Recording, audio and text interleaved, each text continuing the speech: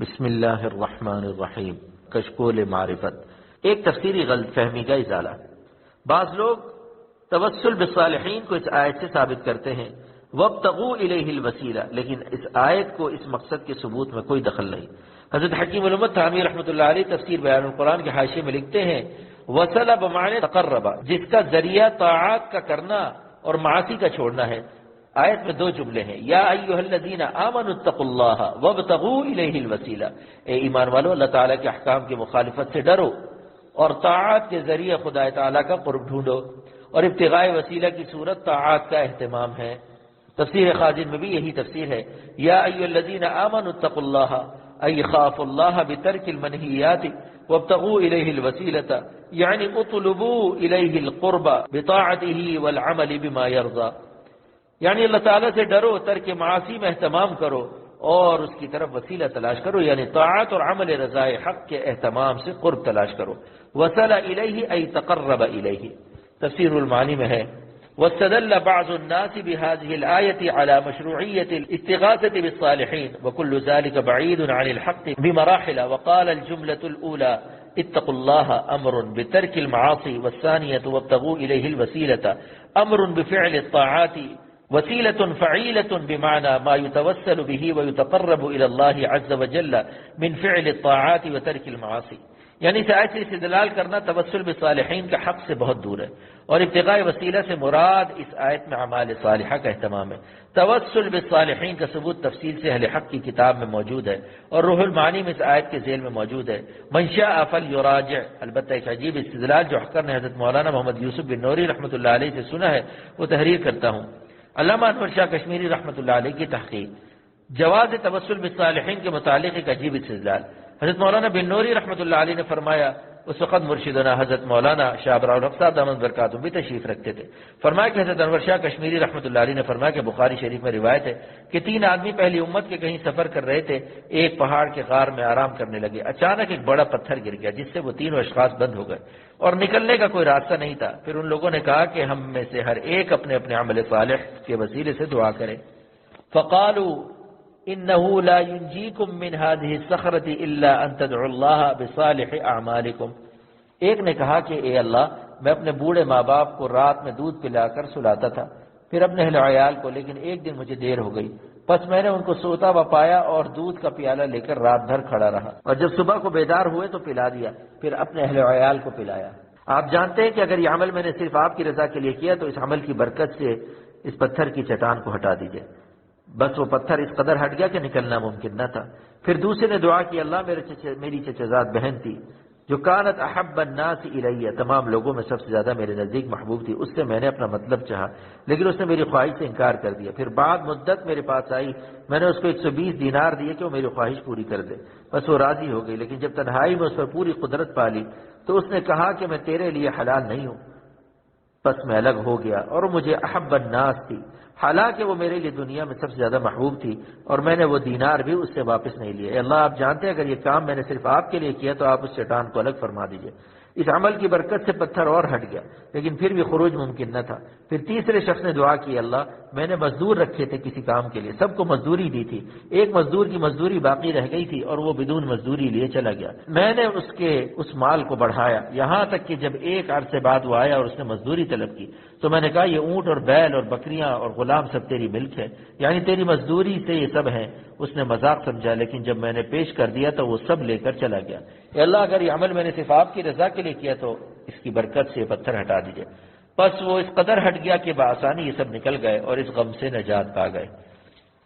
بس اعمال صالحہ سے دعا میں توسل جب بخاری شریف سے ثابت ہے تو اسی حدیث سے استدلال کرتا ہوں کہ اعمال صالحہ تو قالب کے اعمال ہیں، اور اہل اللہ اور مقبولان بارگاہ حق سے ہم کو جو محبت ہے یہ قلب کا عمل ہے.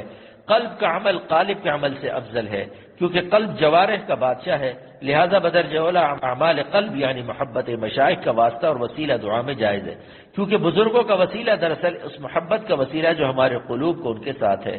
حضرت مولانا شاہ ابراہیم الحق صاحب دامت برکاتہم بھی حضرت مولانا محمد یوسف بن نوری رحمۃ اللہ علیہ کے اس استدلال سے بہت مسرور ہوئے. ایک تفسیری اصولی غلطی کی اصلاح. بعض نادان دوست لٹریچر نویس لکھتے ہیں کہ ہر پروفیسر قرآن پاک کو لغت کی مدد سے سمجھ سکتا ہے، متقدمین کے ذخیرہ تفاسیر کی کوئی ضرورت نہیں. احقر ایسے لوگوں سے دریافت کرتا ہے کہ اچھا والنجم والشجر یسجدان کا ترجمہ کیجئے، تو کہتے ہیں کہ ستارے اور درخت سجدہ کرتے ہیں۔ میں کہتا ہوں کہ دیکھ لی اپنی حماقت، اس کا ترجمہ صحیح یہ ہے کہ اور بغیر تنے کے پودے اور تنہ دار درخت سب حق تعالیٰ کے مطیع ہیں۔ تفسیر الرحمانی پارہ نمبر 27 صفحہ نمبر 100 پر اس آیت کی تفسیر یوں ہے کہ حضرت عبداللہ ابن عباس رضی اللہ عنہما سے مروی ہے والمراد بالنجم النبات الذي لا ساق له وبالشجر النبات الذي له ساق والمراد بسجودهما انقيادهما لما يريد سبحانه وتعالى بهما طبعا، یعنی نجم سے مراد وہ درخت جو تنے دار نہیں اور شجر سے مراد تنے دار درخت ہے۔ اس تفسیر پر جمہور کا اجماع نقل فرمایا ہے۔ حکیم الامت حضرت تھانوی رحمۃ اللہ علیہ نے بھی تفسیر بیان القرآن میں اسی تفسیر کو لیا ہے۔ والنجم والشجر یسجدان، اور بے تنے کے درخت اور تنہ دار درخت دونوں مطیع ہیں۔ شجر کو یہاں ستاروں سے مناسبت بھی نہیں ہے۔ النجم ما ليس له ساق من النبات كالبقول والشجر ما له ساق وهذا القول أزهر۔ پھر احقر نے سوال کیا اچھا اس آیت میں وَقُولُوا قَوْلًا سَدِيدًا يُصْلِحْ لَكُمْ أَعْمَالَكُمْ میں يُصْلِحْ لَكُمْ أَعْمَالَكُمْ کا ترجمہ کیجئے، کہا کہ اللہ تعالیٰ تمہارے اعمال کی اصلاح فرماویں گے۔ احقر نے عرض کیا کہ آپ نے دیکھا لغت کی اعانت کی حماقت، اب اس کی تفسیر علماء ربانیین کی تفسیر سے سمجھیے۔ یہاں اصلاح بمانے قبول ہے۔ حضرت حکیم الامت مولانا تھانوی رحمۃ اللہ علیہ بیان القرآن پارہ نمبر 22 صفحہ نمبر 68 پر فرماتے ہیں یصلح لکم اعمالکم، اللہ تعالیٰ تمہارے اعمال کو قبول فرمائیں گے۔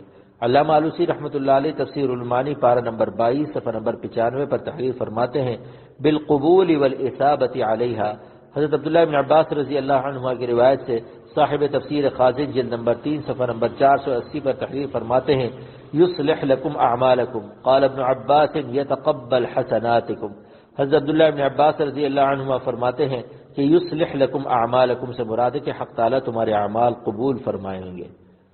ان دو مثالوں سے بات خوب سمجھ میں آ گئی ہوگی کہ قرآن پاک کی تفسیر سمجھنے کے لیے ہم کو لغت کافی نہیں بلکہ حضرات صحابہ رضی اللہ عنہم اور تابعین رحمہم اللہ کی ان روایات سے جو دراصل حضور صلی اللہ علیہ وسلم سے ان کو پہنچی ہیں سمجھنا چاہیے، جن کو ہمارے متقدمین مفسرین نے جمع فرمایا ہے۔